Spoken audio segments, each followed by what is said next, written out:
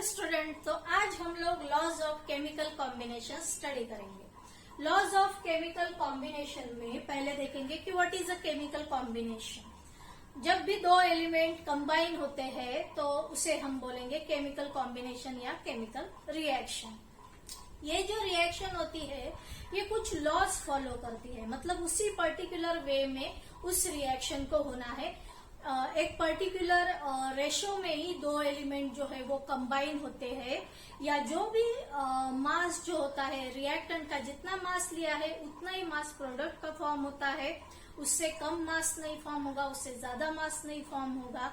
या अगर कौन सा भी कंपाउंड हम लोग लेबोरेटरी में प्रिपेयर करते हैं या वही कंपाउंड हमें अर्थ क्रस्ट से मिलता है, लेकिन उसमें जो कॉन्स्टिट्यूएंट एलिमेंट्स है उनका जो परसेंटेज है वो सेम रहता है।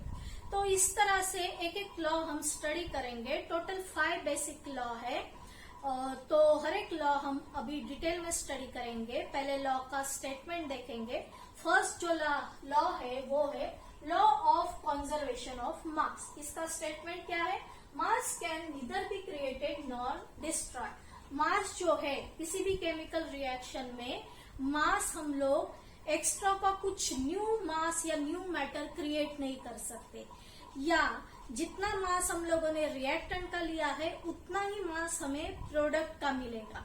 कुछ भी मास का उसमें लॉस नहीं होगा, ठीक है। कुछ भी मास ऐसे केमिकल रिएक्शन में गायब नहीं हो जाएगा। इसी मतलब ये लॉ का मीनिंग यही है। तो पहले एग्जाम्पल देखते हैं, तब ये लॉ और ज्यादा क्लियरली जो है आप लोगों को समझ में आएगा। एक सिंपल एग्जाम्पल लेते हैं, जैसे H2 plus O2 gives water। Reaction balance है या नहीं देख लीजिए, ठीक है। Twice H2 plus O2 gives water। ये एक सिंपल रिएक्शन है। हाइड्रोजन गैस जो है उसे बर्न करना पड़ता है, उसमें ऑक्सीजन गैस जैसे ही पास करेंगे एक छोटा सा एक्सप्लोजन होगा और वहां से हम लोगों को वो कंटेनर के अंदर वाटर मिलेगा।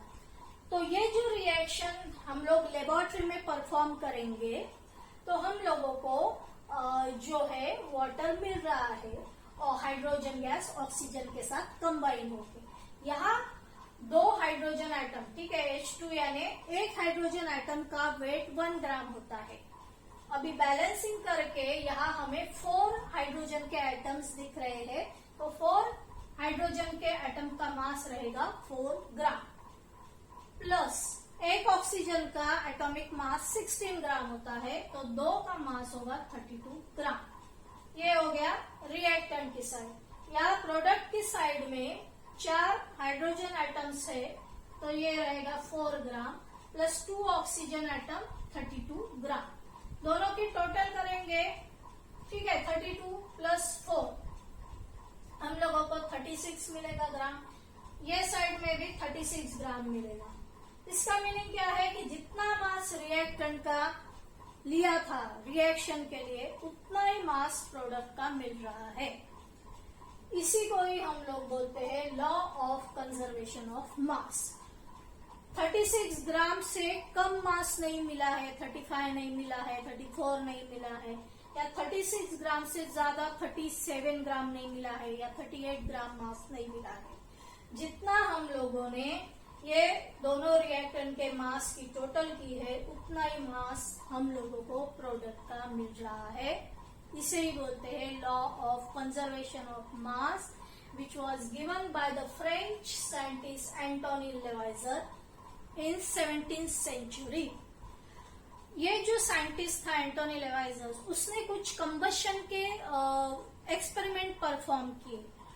स्पेशली उसने मर्क्यूरी जो है वो ऑक्सीजन में बर्न किया, फिर फॉस्फोरस जो है उसे भी ऑक्सीजन के साथ उसकी भी रिएक्शन की। तो उसने क्या ऑब्जर्व किया कि मर्क्यूरी जब भी ऑक्सीजन के साथ कंबाइन होता है, ठीक है, मर्क्यूरी जो है सिल्वर कलर का मेटल है which is liquid at room temperature, वो ऑक्सीजन के साथ कंबाइन होगा तो मर्क्यूरिक ऑक्साइड मिलता है। तो उसकी रिएक्शन जैसे twice Hg plus O2 gives twice HgO।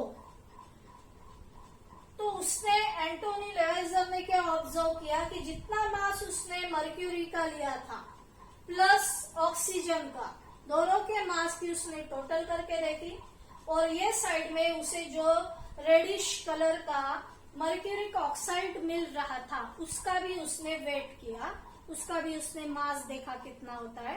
तो दोनों भी मासेस उसने सेम ही मिले, ठीक है, दोनों भी अमाउंट उसे सेम मिले। फिर उसने फॉस्फोरस की भी रिएक्शन, फॉस्फोरस नेचर में P4 के फॉर्म में प्रेजेंट होता है, जैसे हाइड्रोजन H2 के फॉर्म में, ऑक्सीजन O2 के फॉर्म में, वैसे फॉस्फोरस P4 के फॉर्म में होता है। उसकी रिएक्शन ऑक्सीजन के साथ उसने करके देखी तो उसे फॉस्फोरस पेंटाऑक्साइड मिला।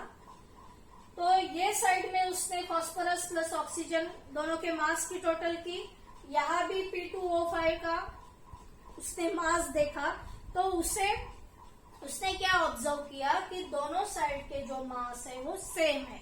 तो उसपे से उसने जो कंक्लूजन निकाला वो था टोटल मास ऑफ रिएक्टेंट्स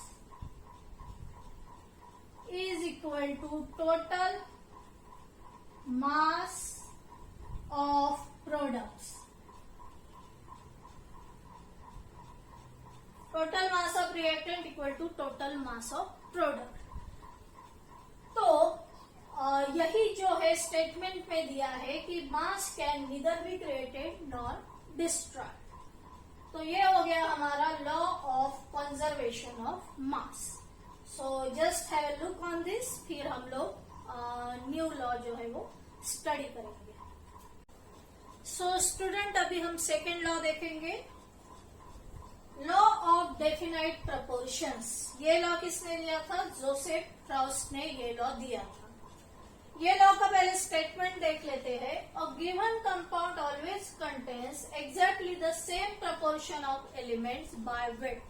ये लॉ समझने के लिए भी फिर से हम सिंपल वाटर का एग्जांपल लेंगे, H2O।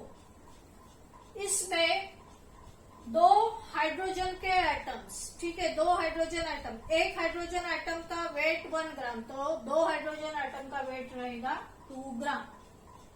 एक ऑक्सीजन एटम का वेट होता है 16 ग्राम, ठीक है।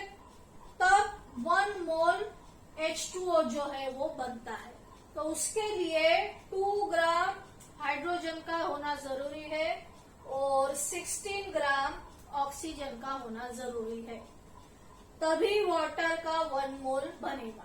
इससे अगर ज्यादा लेते हैं 18 ग्राम और उसे 2 ग्राम के साथ रिएक्ट करते हैं तो वाटर नहीं बनेगा। वाटर क्या करेगा, वो 18 ग्राम से ओनली 16 ग्राम लेगा, उसके साथ हाइड्रोजन जो है अपना 2 ग्राम रिएक्ट करके वाटर का मॉलिक्यूल बनेगा, ठीक है। तो वाटर का जो मॉलिक्यूल है उसका जो फॉर्मेशन है, कॉन्स्टिट्यूशन है, यही रहेगा। और इसका सिंपलेस्ट रेशियो अगर लेते हैं ये 2:16 का, तो 1:8 मिलेगा।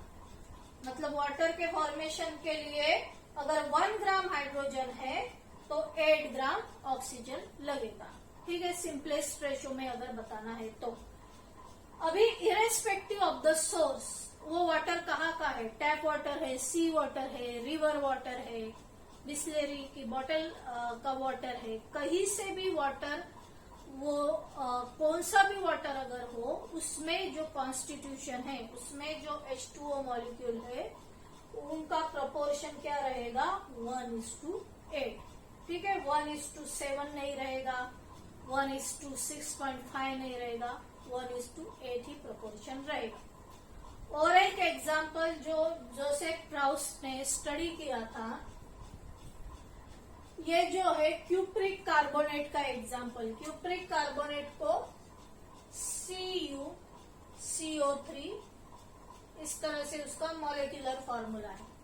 ये क्यूप्रिक कार्बोनेट का नेचुरल सैंपल अगर लेते हैं अर्थ से, नेचुरली अगर कॉपर कार्बोनेट मिलता है उसका अगर सैंपल लिया, या सिंथेटिक सैंपल, कॉपर कार्बोनेट जो है लेबोरेटरी में भी कॉपर सल्फेट, सोडियम कार्बोनेट और वाटर के साथ रिएक्शन करके वो लेबोरेटरी में भी बना सकते हैं कॉपर कार्बन। लेकिन जो भी परसेंटेज रहेगा, कॉपर का परसेंट 51.35 ही मिलेगा, ऑक्सीजन का उसमें परसेंटेज 9.74 ही रहेगा, कार्बन का उसमें परसेंटेज 38.91 ही रहेगा। वो सैंपल चाहे नेचुरल रहे या सिंथेटिक रहे। अभी ये जो है परसेंटेज में दिया है, ठीक है। ये परसेंटेज कैसे निकाले गए हैं? सपोज 1 मोल लेते हैं कॉपर कार्बोनेट का। कॉपर का एटॉमिक मास है 63.5, कार्बन का जो है 12 प्लस 3 ऑक्सीजन, 3 इंटू 16, तो 63.5 प्लस 12 प्लस 48, ये सबकी टोटल आती है 123.56। तो यहां से जो है अगर 123.56 में कॉपर कितना है 63.5, तो 100 ग्राम में कितना होगा? ठीक है, परसेंटेज का मीनिंग क्या है? 100 ग्राम तुम्हारे पास कॉपर कार्बोनेट है, उसमें कॉपर कितना है अगर फाइंड आउट करना है तो क्रॉस मल्टीप्लाई करना पड़ेगा। 63.5 इंटू 100 अपॉन 123.56, तो इसका आंसर आएगा 51.35।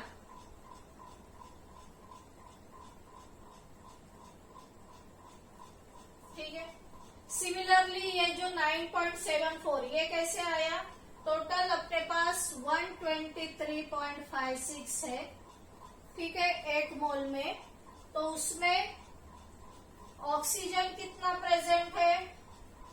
यहाँ जो है पूरा ये जो है CO3 का अपना 1 मोल, ठीक है, उसका वेट है 123.56। उसमें ऑक्सीजन कितना है 3 इंटू 16 मीन्स 48, तो 100 ग्राम में कितना रहेगा?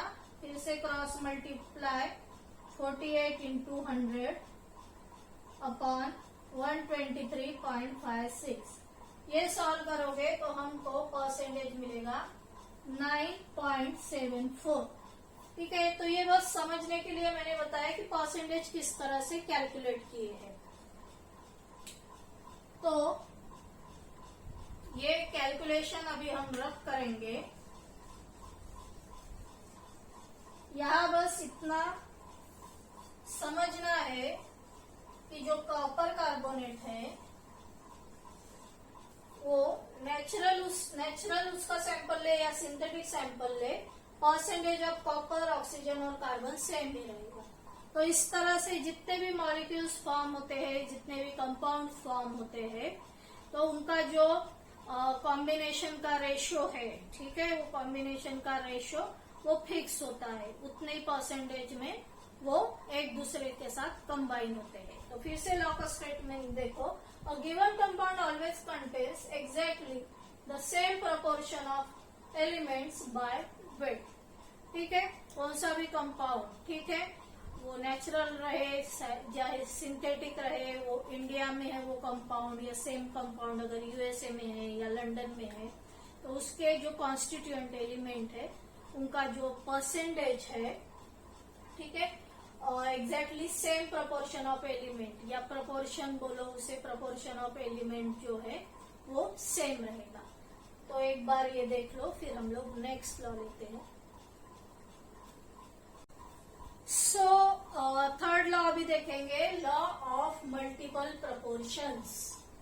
When two elements A and B form more than one compound, the masses of element B that combine with a given mass of A are always in the ratio of small whole numbers. ये समझने के लिए पहले क्या करेंगे कि एक example देखेंगे। When two elements A and B, एक एलिमेंट सपोज हम लोग हाइड्रोजन लेते हैं, हाइड्रोजन को A बोल दो, ठीक है, और B जो है वो लेंगे ऑक्सीजन। बार बार वही हम लोग एग्जांपल रिपीट कर रहे हैं, हाइड्रोजन और ऑक्सीजन मिलेगा तो वाटर बनेगा, ठीक है, H2O बनेगा। अगर हम हाइड्रोजन, यहाँ पहले देख लो, हाइड्रोजन जो है एक का वेट H2O है तो एक हाइड्रोजन का वेट 1 ग्राम, तो 2 हाइड्रोजन का वेट 2 ग्राम, प्लस ऑक्सीजन का 16 ग्राम, टोटल ये साइड में हो गया 18 ग्राम। और यहाँ जो है वाटर H2O, इसका भी यहाँ जो वेट है वो है 18 ग्राम।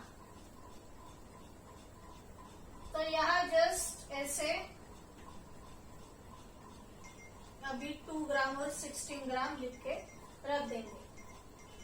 सेकेंडली, सपोज ए हाइड्रोजन लिया, फिर से बी जो है ऑक्सीजन लिया, और यहाँ हाइड्रोजन का वेट 2 ग्राम है, और अगर ऑक्सीजन का वेट जो है 32 ग्राम लेते हैं, तो हम लोगों को हाइड्रोजन परऑक्साइड मिलेगा, हाइड्रोजन परऑक्साइड, जिसका फॉर्मूला है H2O2। तो यहाँ हो क्या रहा है, हाइड्रोजन और ऑक्सीजन के कॉम्बिनेशन से वाटर भी मिलता है, हाइड्रोजन और ऑक्सीजन के कॉम्बिनेशन से हाइड्रोजन परऑक्साइड भी मिलता है। डिफरेंस क्या है, वाटर फॉर्म करने के लिए ऑक्सीजन 16 ग्राम लेना पड़ेगा, और हाइड्रोजन परऑक्साइड फॉर्म करने के लिए ऑक्सीजन 32 ग्राम लेना पड़ेगा, तभी हाइड्रोजन परऑक्साइड बनेगा। हाइड्रोजन परऑक्साइड जो है वाटर की तरह ही लिक्विड होता है, ये जो है मेडिकल शॉप में मिल जाएगा, एज ए एंटीसेप्टिक यूज करते हैं। वाटर की तरह कलरलेस होता है, लेकिन थोड़ा सा विस्कस होता है, थोड़ा सा गाढ़ा होता है। तो यहाँ जो है हम लोग अभी क्या करेंगे, हाइड्रोजन का वेट फिक्स है 2 ग्राम, 2 ग्राम, ठीक है। तो ये जो 2 ग्राम जो है, 2 को हम लोग हाथ नहीं लगाएंगे, ये जो डिफरेंट वेट्स है 16:32, 16:32, ठीक है। जो अलग अलग वेट है ऑक्सीजन के, उनका रेशो निकालेंगे। इनका रेशो क्या होगा, सिंपल रेशो 1:2, ठीक है। 16:32 लिखो या 1:2, सिंपलेस्ट रेशो। तो यही ये लॉ में बताया गया है, when two elements A and B form more than one compounds, the masses of element B that combine with a given mass of A are always in the ratio of small whole number। Ratio कैसे मिलेगा, small whole number, कुछ fraction में नहीं मिलेगा, कुछ decimal में नहीं मिलेगा, एकदम बड़ा रेशो नहीं मिलेगा, 7:8 इस तरह से रेशो नहीं मिलेगा, या 6:6.5 इस तरह से पॉइंट में रेशो नहीं मिलेगा। एक सिंपलेस्ट स्मॉलेस्ट नंबर का एक रेशो मिलेगा, जैसे यहाँ मिला है 1:2। और एक सिमिलर टाइप का एग्जाम्पल लेते हैं। सपोज नाइट्रोजन प्लस ऑक्सीजन करते हैं, तो नाइट्रिक ऑक्साइड मिलता है, नाइट्रिक ऑक्साइड, उसे NO बोलते हैं। सिमिलरली यहाँ जो है नाइट्रोजन 14 ग्राम रहेगा, ऑक्सीजन 16 ग्राम रहेगा, दोनों की टोटल करो कितना आता है 30 ग्राम। फिर से नाइट्रोजन प्लस ऑक्सीजन से नाइट्रोजन डाइऑक्साइड भी मिलता है, नाइट्रोजन डाइऑक्साइड। यहाँ नाइट्रोजन 14 ग्राम लेना है, लेकिन यहाँ 32 ग्राम, ठीक है। दोनों का अगर एडिशन करते हैं तो यहाँ 46 ग्राम मिलेगा। यहाँ क्या करेंगे, 14 ग्राम सेम है, तो रेशो ये जो डिफरेंट वेट है 16:32, ठीक है। इनका सिंपलेस्ट रेशो क्या होगा, अगेन 1:2।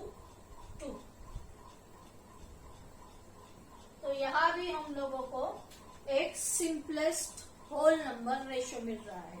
तो यही ये लॉ में बताया गया है। So just have a look on this, then हम लोग नेक्स्ट लॉ लेंगे। सो स्टूडेंट, अभी हम लोग गे-लुसैक लॉ ऑफ गैसियस वॉल्यूम ये लॉ लेंगे। गे-लुसैक ये साइंटिस्ट का नेम था, उसने ये लॉ दिया, इसीलिए उसे गे-लुसैक लॉ ऑफ गैसियस वॉल्यूम। यहाँ एक चीज के ऊपर कॉन्सेंट्रेट करो, वॉल्यूम के ऊपर। अभी तक हम लोगों ने मास लिया था, ठीक है। हाइड्रोजन का जो मास है 1 ग्राम है, ऑक्सीजन का जो है 16 ग्राम। अभी हम लोगों को वॉल्यूम के ऊपर फोकस करना है। इसके लिए भी हम लोग एक simple reaction between hydrogen and oxygen, उसी का एग्जांपल लेके ये लॉ समझेंगे। यहाँ क्या है, व्हेन गैसेस कंबाइन, ठीक है, दो गैसेस कंबाइन हो रहे हैं केमिकल रिएक्शन में, they do so in a simple ratio by volume, ठीक है। उनका भी एक सिंपल रेशियो रहेगा कॉम्बिनेशन का, provided all gases are at same temperature and pressure. और दो गैसेस कंबाइन होके गैस बन रहा है, ठीक है। ये लॉ तभी अप्लीकेबल होता है जब दो गैसेस कंबाइन होते हैं और गैस बनता है। दो गैसेस कंबाइन होके हम लोगों को वाटर नहीं बनाना है, ठीक है। तो उसका पहले एग्जांपल देख लो।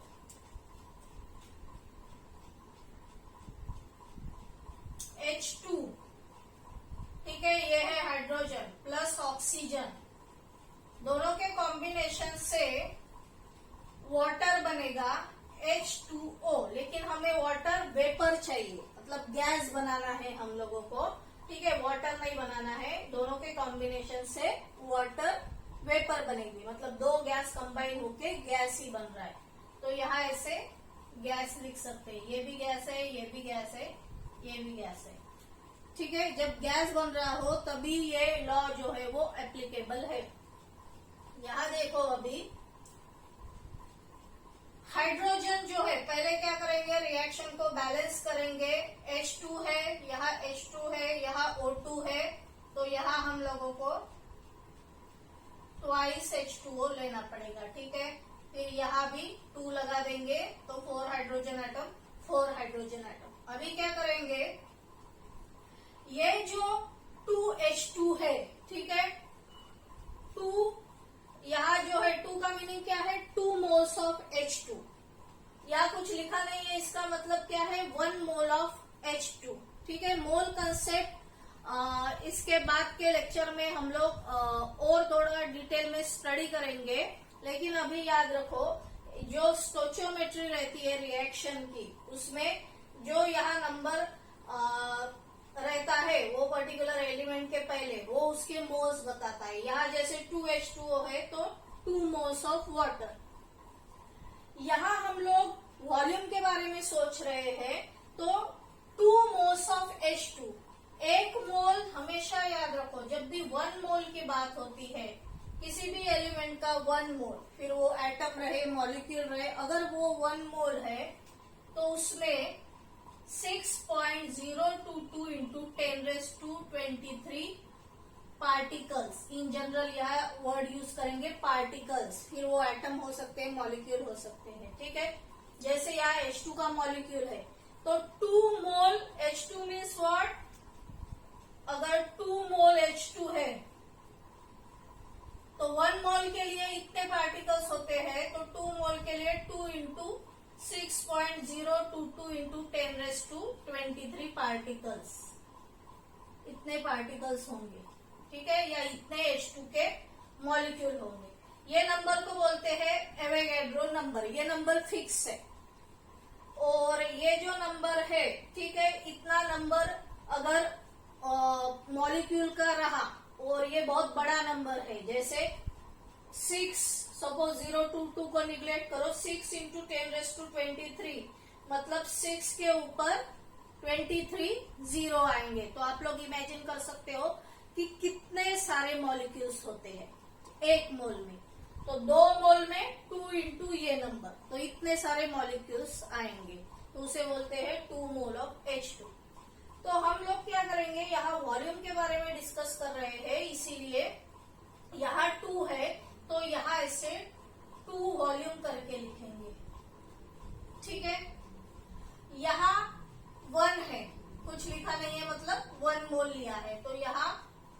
वॉल्यूम करके लिखेंगे। और यहाँ 2H2O, ठीक है, 2 मोल्स वाटर के फॉर्म हो रहे, मतलब 2 वॉल्यूम फॉर्म हो रहा है। तो ये नीचे का हम रब कर देते हैं।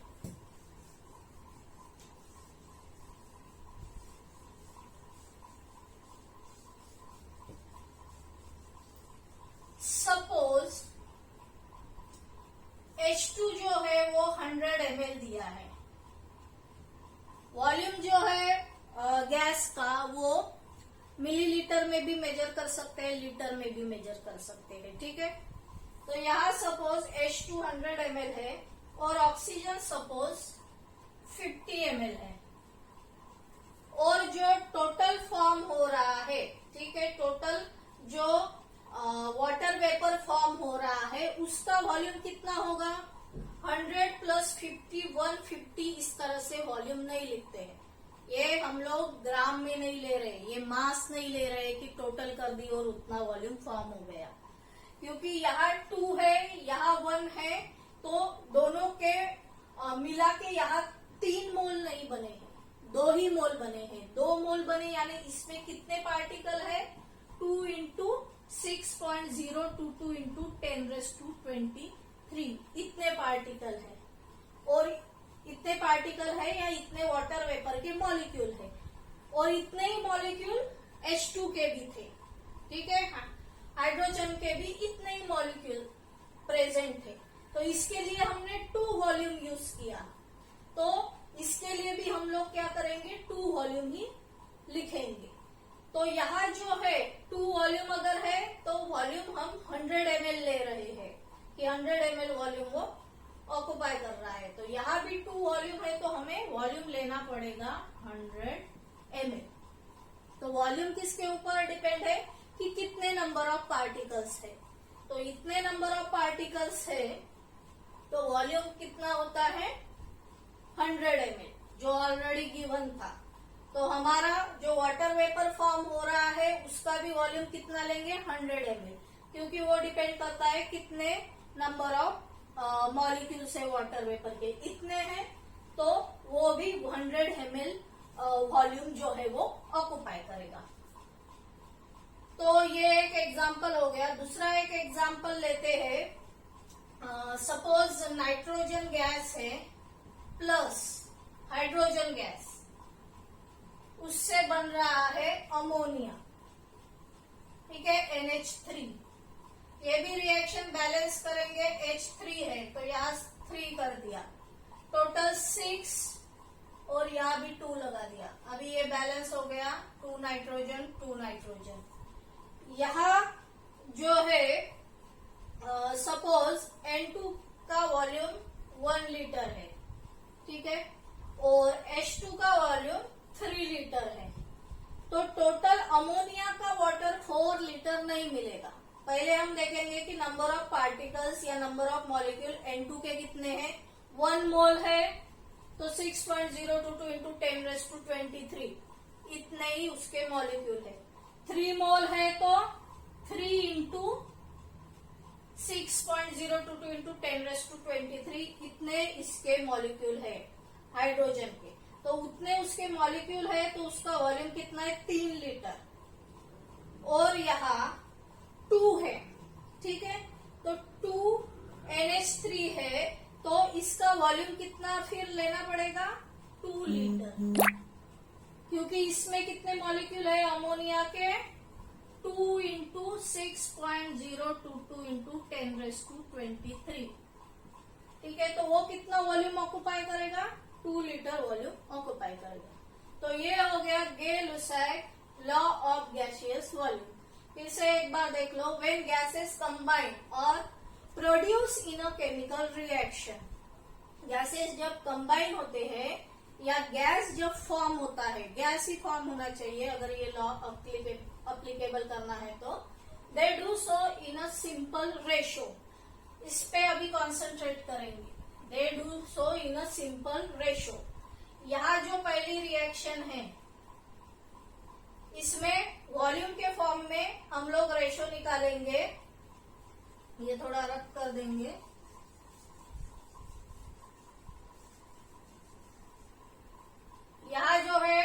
वॉल्यूम 1 वॉल्यूम 2 वॉल्यूम, तो रेशियो इसका 2:1:2 इस तरह से लिखा जाता है। या क्या है 1 लीटर 3 लीटर 2 लीटर, तो इसका रेशियो 1:3:2 इस तरह से लिखा जाएगा। इसे ही हम लोग 1 वॉल्यूम लिख सकते हैं। इसका 3 मोल है तो 3 वॉल्यूम लिखेंगे, और इसका 2 है तो 2 वॉल्यूम लिखेंगे। ठीक है, तो ये जो रेशो मिलता है वो सिंपल रेशो मिलता है। ठीक है, 2 रिएक्टेंट और एक प्रोडक्ट, तीनों का भी जो है वॉल्यूम का रेशो जो है लेना पड़ता है, दिखाना पड़ता है 2:1:2, 1:3:2। सो ये एक बार देख लो, फिर नेक्स्ट लॉ स्टडी करेंगे। सो फ्रेंड्स, अभी हम लास्ट लॉ स्टडी करेंगे, एवोगैड्रोस लॉ। एवोगैड्रो ये साइंटिस्ट ने ये लॉ दिया, इसीलिए इसे बोलते हैं Avogadro's law. Equal volumes of all gases at the same temperature and pressure. Gay-Lussac law में भी यही कंडीशन थी। सपोज 30 डिग्री सेंटीग्रेड पे अगर हम लोग गे-लुसैक लॉ स्टडी कर रहे हैं, हाइड्रोजन ऑक्सीजन को कंबाइन कर रहे हैं, तो वो रिएक्शन के बीच में टेम्परेचर इंक्रीज नहीं होना चाहिए, 30 डिग्री ही मेंटेन रहना चाहिए। जनरली जो एटमॉस्फेरिक प्रेशर है वो 1 एटमॉस्फेयर तो फिक्स होता ही है। ठीक है, उसमें चेंज नहीं होता है। So equal volume of all gases eight same temperature and pressure contain equal number of molecules. तो इसका मीनिंग क्या है, फिर से हम लोग सेम रिएक्शन जैसे गे-लुसैक लॉ में स्टडी किया था, हाइड्रोजन प्लस ऑक्सीजन दोनों कंबाइन होके वाटर बन रहा है, उसी को अभी हम थोड़ा बैलेंस करके लिखेंगे। सेम जो है वॉल्यूम लिया है, इसका 100 ml है, इसका 50 ml है, और वाटर जो फॉर्म हो रहा है उसका वॉल्यूम भी 100 ml है। सपोज ये H2 है प्लस O2 है, बन रहा है वाटर H2O। ठीक है, तो यहाँ 2H2 लेना पड़ेगा, और यहाँ भी 2, ये रिएक्शन अभी बैलेंस हो गई। तो यहाँ जो है 2H2 मतलब क्या कि 2 वॉल्यूम्स है हाइड्रोजन के। ठीक है, हाइड्रोजन का वॉल्यूम कितना लिया है हम लोगों ने, 2 वॉल्यूम, और जो वाटर वेपर फॉर्म हो रहा है उसका भी वॉल्यूम कितना है, 2 वॉल्यूम, क्योंकि 50 ml को हम 1 वॉल्यूम बोलेंगे, एक डिनोशन यूज करेंगे, और 100 ml इसके डबल है, इसीलिए इसे 2 वॉल्यूम बोलेंगे। जो वाटर वेपर फॉर्म हो रही है वो भी कितनी फॉर्म हो रही है, 2H2O, तो इसे भी हम क्या बोलेंगे, 2 वॉल्यूम। तो यहाँ जो है 2 वॉल्यूम सेम है, तो हाइड्रोजन के जितने मॉलिक्यूल्स रहेंगे, ठीक है, at same temperature and pressure, जितने हाइड्रोजन के मॉलिक्यूल्स है उतने ही मॉलिक्यूल यहाँ वाटर वेपर के फॉर्म होंगे। ठीक है, सो इसे डायग्रामेटिकली भी एक्सप्लेन किया गया है। जैसे हाइड्रोजन का 1 वॉल्यूम है, तो एक क्यूब में ये जो मॉलिक्यूल है ये दिखाए गए हैं कि 1 वॉल्यूम में इतना आता है। Same number of molecule 1 volume of hydrogen, 2 volume है इसीलिए 1 वॉल्यूम प्लस 1 वॉल्यूम लिखा है, और 1 वॉल्यूम ऑफ ऑक्सीजन। ठीक है, जब 2 वॉल्यूम हाइड्रोजन होता है तब ऑक्सीजन का एक ही वॉल्यूम लगता है।